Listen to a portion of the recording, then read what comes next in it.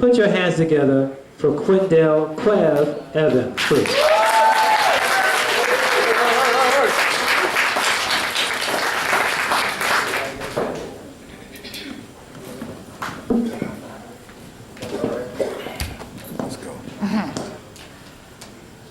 Yo, when I say bang bang, y'all say what's your name? Bang bang. What's your name? Oh, you ain't know.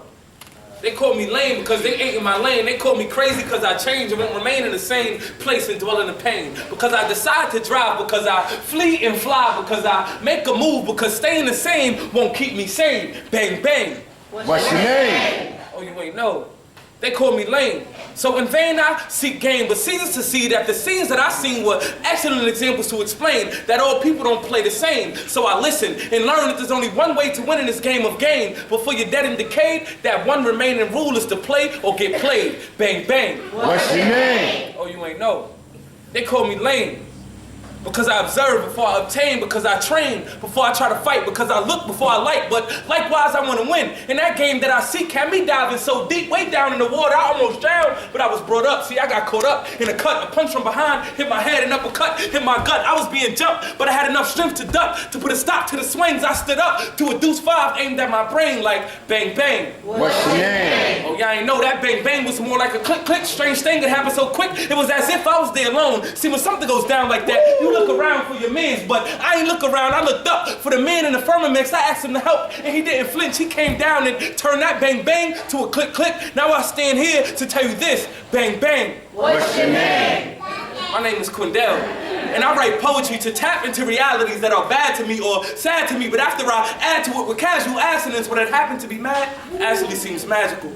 See, I'm an alphabetical magician who throughout life didn't make all the right decisions. I was placed in positions that were heavily hectic, and although I put my best in, it didn't result into what I expected, and I don't want to regret it. I just want to be accepted, so I write poetry. I plant poet seeds 3 feet deep into the soil of my soul at my garden of blank sheets of loose leaf, which I water with words that are synthesized by breathtaking and extraordinary verbs until that poetry grows on the curb, on the corner of my block, or until I watch stems branch from my family tree and intertwine with the vines of my poetry and intervene with the leaves. And to personify my needs, I use my heart to bleed water. Go get him. Woo! Go ahead, hold on.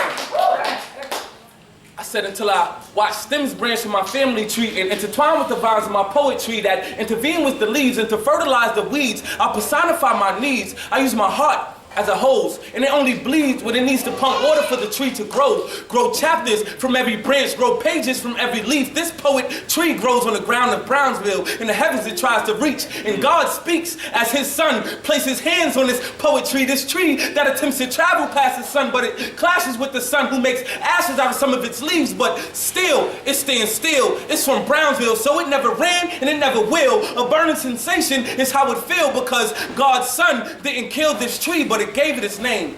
The Brownsville Book of a Burning Poet Tree, because every leaf that survives stay lit in flames on the street, and so to speak. My name is Quindell, and I write poetry to burn on and reign with the Brownsville Book of a Burning Poetry. Thank you.